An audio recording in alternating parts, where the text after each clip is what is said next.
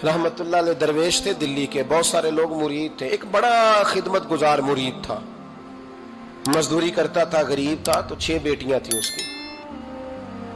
हजरत साहब के पास रोज आके कहता, हुजूर बच्चियों के लिए दुआ करें, अल्लाह कोई असबाब पैदा कर दे। एक बच्ची की शादी का खर्चा 1000 दिनार है और मैं गरीब हूं। हजरत साहब दुआ कर देते। खानका शरीफ के थोड़े ही फासले पर, हजरत जहां बैठ के मुरीदों की तरबियत करते थे, उससे थोड़ा ही फासले पर ना एक ईसाई रहता था, बड़ा मालदार था, बड़ी सारे ऊंट, गायें, भेड़, बकरियां रखी हुई थी और हजरत शरफुद्दीन रहमतुल्लाह अलैह की बड़ी मुखालफत करता था।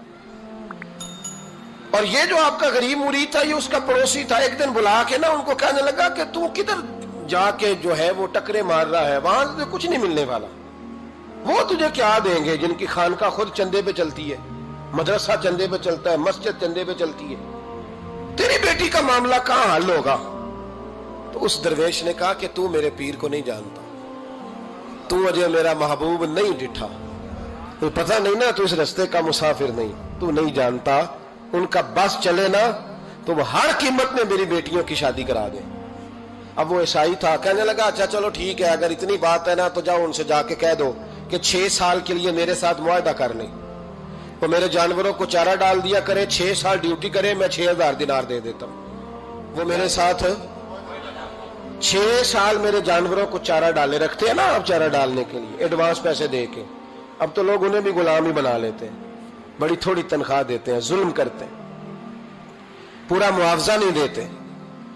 हजरत शेख शरफुद्दीन के बारे में वो कहने लगा, जब अपने पीर से जाके कह के मेरे जानवरों को 6 साल चारा डाले, मैं 6000 दे देता हूं, तू जो कहता है हर कीमत पे जाने को तैयार है। उसने जब ये बात की तो मुरीद ने नाराज हो गया, वो लड़ाई हो गई, गिरबान पकड़ लिया, झगड़ा हुआ, बात बड़ी दूर गई। इस तरह की बात करता है मेरे हजरत के बारे में, तेरे जैसे कई मैं वहां काम पे रखा दूं। जब वो बड़ी बहस हुई, बात मोहल्ले में, इलाके में फैल गई, दुनिया ने सुन ली, तो शेख शरफुद्दीन तक भी पहुंच गई। इस तरह झगड़ा हुआ है। लोग सो गए इशा की नमाज के बाद। हजरत साहब ने ना सर पे कपड़ा लिया, उस ईसाई के दरवाजे पे दस्तक दी, वो बाहर आया, फरमाने लगे लोग तो सोच समझ के मुलाजम रखते हैं, तूने भी तो सोच ही लिया होगा, तभी तो मुझे ऑफर की है। तू अपनी ऑफर पे कायम है? वाकई मुझे रख लेगा और 6000 दिनार दे देगा? कहने लगा जा बाबा काम कर अपना। फरमाया नहीं, तूने इतने लोगों में बात की, इतनी बहस हुई, तो कायम है? कहने लगा मैं तो कायम हूं, पर आपने नहीं कायम रहना। फरमाया मैं सोच समझ के आया हूं। उसने कहा आप ड्यूटी करेंगे, भैंसों को चारा डालेंगे? फरमाया एक शर्त, बस जब अजान हो जाए ना तो मुझे रब की नमाज पढ़ने की इजाजत दे देना, बाकी सुबह शाम जो तू कहेगा। अगर उस गरीब की बेटियां ब्याही जाए तो मुझे और क्या चाहिए? उसकी 6 बेटियों का बोझ है उसके सर पे, तू मुझे रख ले। अल्लाह अकबर। वो कहने लगा चले पे मेरे साथ खते बंदगी कर ले। आजकल हम स्टाम करते हैं, उस जमाने में खते बंदगी होता था, गुलामी का खत, काजी शहर के पास, यानी उसका ख्याल था कि चलो स्टाम की बात करूंगा तो भाग जाएंगे। फरमाया चल मैं तैयार हूं। काजी तक गए, तय हो गया, 6000 दिनार दे दिए। हजरत ने मुरीद को बुलाया, फरमाया पुत्र ये ले जा, जा मेरी बेटियों को रवाना कर दे। कहने लगा हुजूर ये क्या कर रहे हो आप, कुछ सोचें। फरमाया यार जब तुझे बेटा बना लिया तो फिर मेरी पोतियां तो लगती हैं ना, मेरा हक तो बनता है ना, जा जाके ड्यूटी कर, उनको ब्याह दे। बात फैल गई। बादशाह भी अकीदतमंद था, वो 12000 दिनार लेके पहुंचा। क्या बताऊं इन रब के बंदों का दिल कैसा होता है, क्या दर्द होता है, क्या रंग। 12000 दिनार लेके बादशाह आया और आके हजरत को पेश किए, का हुजूर आप दें इस ईसाई को, डबल दें और जाए काम करें। आप फरमाने लगे तू पैसे दे, शर्तें ना लगा, मेरा जहां दिल करेगा मैं खर्च करूंगा। मुझे तो मजा ही अब आने लगा है, अभी तो लुत्फ आ रहा है, अभी तो जायका आया है कुछ करने का। पैसे देने हैं तो दे, पाबंदी ना लगा, जहां मेरा दिल करेगा मैं। उसने कहा हुजूर ठीक है रख ले। हजरत ने फजर मस्जिद में पढ़ी, जेब में 12000 दिनार थे, ऐलान फरमाया भी किसी और की बेटी भी बैठी है तो पैसे मेरे पास है। वो 12000 दिनार भी बांट दिया और 12000 दिनार बांट के ना तो फिर चले गए खेत में चारा काटने। उस ईसाई को किसी ने बतलाया कि उनके पास तो 12000 आया है, पर तुझसे जान नहीं छुड़ाई उन्होंने। वादा ये हुआ था कि 6 देंगे तो जाएंगे, जब तक देंगे नहीं तेरे घर में काम करेंगे। वो ना चारा काट रहे थे, हजरत साहब तो वहां पहुंच गया, दूर जाके खड़ा हो गया, कहने लगा बाबा پہلے تو میں نے مسلمانوں کے اخلاق سنے تھے، اب تو میں نے دیکھ بھی لیے. پر یہ بتا جب 12,000 آیا تھا جان کیوں نہیں چھڑائی؟ تو حضرت چارہ کاٹتے کاٹتے رو پڑے. فرمانے لگے تو نہیں نہ جانتا یہ بیٹیاں سانجھی ہوتی ہیں، پتہ نہیں نا. میرے رسول پاک نے تو حاتم تائی کی بیٹی کے سر پہ کپڑا رکھ کے کہا تھا بیٹیاں برابر ہوتی ہیں. تو یہ نہیں پتا جب اس کی 6 بیٹیوں کی شادی ہوئی ہے میرے اندر روحانیت کتنی بڑی ہے. فرمایا پھر 12,000 آیا ہے تو 2-4 بچیاں پھر گئی ہیں. تجھے نہیں پتا میں اندر سے راضی کتنا ہوں، میں تیری نوکری کرتا رہوں گا، پتہ نہیں اللہ کتنی بیٹیوں کو بیاہ دے گا. اتنا رویا وہ عیسائی کے پیروں میں بیٹھ گیا، کہنے لگا بابا میں نے تیری مخالفت کی ہے پر تیرے قریب آ کے پتہ چلا ہے کہ تو بہت اونچے اخلاق کا مالک ہے، اور اگر تیرا یہ مقام ہے تو تجھے اخلاق سکھانے والے محمد عربی کی شان کتنی ہوگی. ظالم کی بولیے جاتے نہیں لوگ جھوٹے گواہ بن کے. وکیل صاحب کو نہیں پتا ہوتا کہ یہ بندہ مجرم ہے جو میرے پاس آیا. کیا مجرموں کے وکیل نہیں ہوتے؟ بولے تو اس کو پتہ نہیں ہوتا وکیل صاحب کو کہ یہ صاحب مجرم ہے میرے پاس مقدمہ لے کے آئے. اور اگر بے ادبی نہ ہو جائے تو میرا خیال ہے قاضی عدالت کو بھی پتا ہوتا ہے کہ مجرم کون ہے اور مظلوم. میرے نبی پاک صلی اللہ علیہ وسلم نے اس قدر زیادہ سختی فرمائی اس مسئلے میں. فرمایا جس کو پتا تھا کہ فلاں آدمی ظالم ہے، ظلم کر رہا، پھر وہ ظالم کا گواہ بنا یا اس نے ظالم کی مدد کی، کتنی کی؟ شارحین لکھتے ہیں چاہے اس نے ایک جملہ بول کے کی، چاہے ایک، سارے بولیے، چاہے ایک غریب کو اس نے ظلم کیا تو کہتے ہیں علاج یہ سی، چاہے ایک جملہ بول کے کی. شارحین اس حدیث کی شرح میں لکھتے ہیں ایک جملہ بول کے چاہے مدد کی. جس بندے نے کسی ظالم کی مدد کی کسی مقدمے میں یا کسی صورت میں اور اسے پتا تھا یہ ظالم ہے، میرے نبی پاک صلی اللہ تعالی علیہ وسلم فرماتے ہیں اگر اس نے مدد کی، ابھی ظالم کی بات نہیں ہو رہی، ظالم کے مددگار کی بات ہو رہی، اگر کسی نے ظالم کی مدد کی تو حضور فرماتے ہیں خدا بھی اس سے بری و ذمہ ہے، رسول بھی اس سے بری و ذمہ ہے. سنبھال کے رکھے اپنی نمازیں، قربانیاں، حج، زکوٰۃ سنبھال کے رکھے. اگر ظالموں کا مددگار ہے، الیکشن آ لینے دے، آپ کو نظر آ جائے گا کون کون ظالموں کا مددگار ہے، نظر آ جائے گا. اپنی جیب سے لوگ پیسے دے کے ظالموں کی مدد کریں گے، ان کے فلیکس چھپوائیں گے، بورڈ لگوائیں گے، جیبوں سے پیسے دے کے. ہم نے خود آگ لگائی ہے چمن میں اپنے، بے سبب گردشی ایام کو الزام نہ دو. ہم نے خود نور کا ظلمت سے کیا ہے سودا، کر کے توہین سحر شام کو الزام نہ دو. ظالموں کے مددگار میدان میں آ گئے.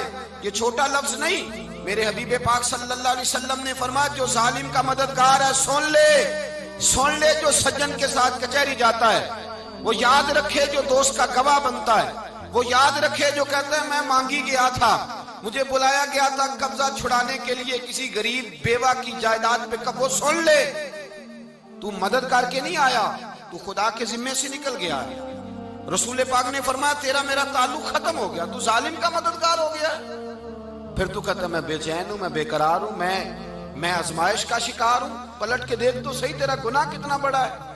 میرے نبی پاک صلی اللہ علیہ وسلم کا ایک اور فرمان سن لیں، ابن ماجہ ابو داؤد میں موجود ہے. اس حدیث کو آپ نے یاد کر لینا ہے.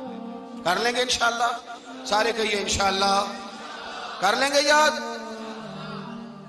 حضور صلی اللہ علیہ وسلم نے فرمایا اگر تو ظالم کی مدد کرے گا نا، یہ لفظ دل کی تختی پہ لکھ لینا، یہ مکافات عمل ہے، مکافات عمل دنیا، ادھر کرو گے تو ادھر بھرو گے.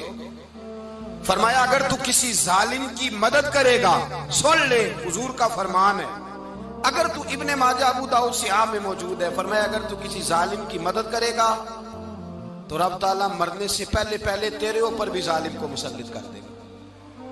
تیرے اوپر بھی ایک دفعہ ظلم ضرور ہوگا اگر تو ظالم کی، وہ کسی صورت میں بھی ہو سکتا ہے، کسی صورت میں بھی تیرا بیٹا ہی اٹھ کے ظلم کر دے گا، تو الجھ جائے گا، کسی نہ کسی جگہ تیرے لیے تباہی کا سامان ہوگا، تیرے اوپر ظلم ہوگا، اس لیے کہ تو ظالموں کا مددگار ہے.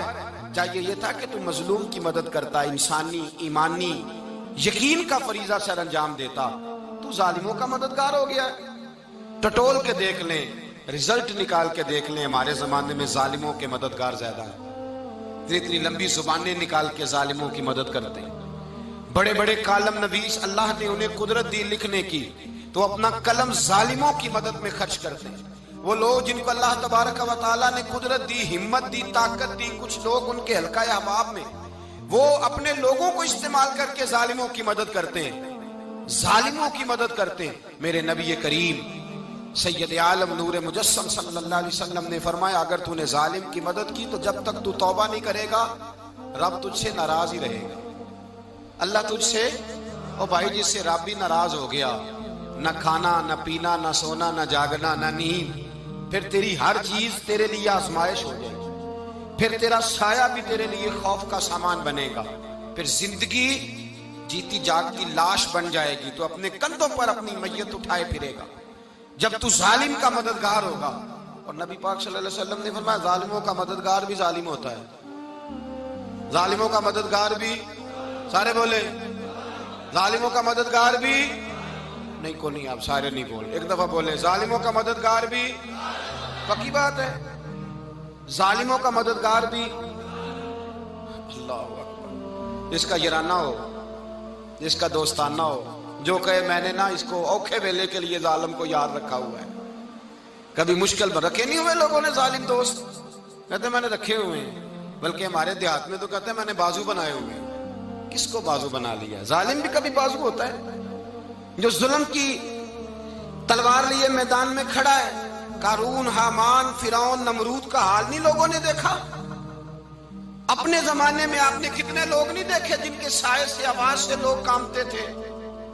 پھر پولیس کی گاڑیوں میں وہ اس طرح مردہ پڑے کہ دنیا نے تماشا دیکھا ان کا۔ یہ رنگ ہم نے دیکھے نہیں اپنے آنکھوں سے۔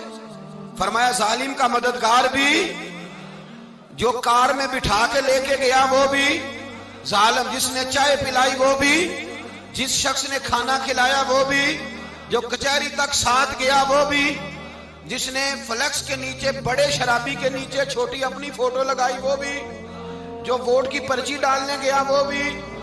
کہہ دینا باہر نکل کے کہ حضرت صاحب نے سیاسی تقریر کی ہے، کہہ دینا، پر بات تو سچی ہے نا۔ خوگرے حمد سے تھوڑا سا گلا بھی سن لے، خوگرے حمد سے تھوڑا سا بھی گلا۔ امام مالک کے پاس ایک بندہ آیا، اس نے کہا حضور میں درزی ہوں، ایک ظالم بادشاہ مجھ سے کپڑے سلواتا ہے، میں تو ظالموں کا مددگار نہیں نا۔ ایک ظالم بادشاہ مجھ سے، حضور میں تو مددگار نہیں نا ظالموں کا، جو فرمایا ظالموں کا مددگار بھی ظالم ہوتا ہے، تو کپڑے لے کے آتا ہے میں سی کے دے دیتا ہوں، ذمہ داری نہیں۔ یہ ایک آدمی دکاندار ہے، اس سے کوئی بندہ چیز خریدنے آئے گا تو تھوڑی کہے گا میں نے نہیں دینی، تو دے گا۔ کوئی بندہ اگر کسی شخص سے کوئی کام کہتا ہے جو اس کی فیلڈ ہے، اس کا شعبہ ہے، اس کا معاش کا وہ سلسلہ ہے، کہتے ہیں یا رسول اللہ صلی اللہ علیہ وسلم ظالموں کا مددگار بھی ظالم، حضور نے فرما دیا۔ تو امام مالک سے بندے نے مسئلہ پوچھا، دل کی تختی پہ لکھنے والی باتیں ہیں، کہا حضور میں درزی ہوں، ظالم کپڑے سلواتے ہیں، میں تو مددگار نہیں نا۔ امام صاحب کہنے لگے نہیں، مددگار تو وہ ہوگا جو تجھے سوئی دھاگا فراہم کرے گا، تو پورے کپڑے سی کے دیتا ہے، تو خود بہت بڑا ظالم ہے، تو پورے سوٹ سی کے دیتا ہے، تو بہت بڑا ظالم خود ہے۔ مددگار تو وہ ہوگا جو تجھے دھاگا دے گا، جو تجھے بٹن دے گا، جو تجھے نلکی دے گا۔ جو ظالم سے اتنی نفرت ظلم کر کے بندہ ہے، یہاں تو ہمارے زمانے میں ہیرو بن جاتے ہیں لوگ۔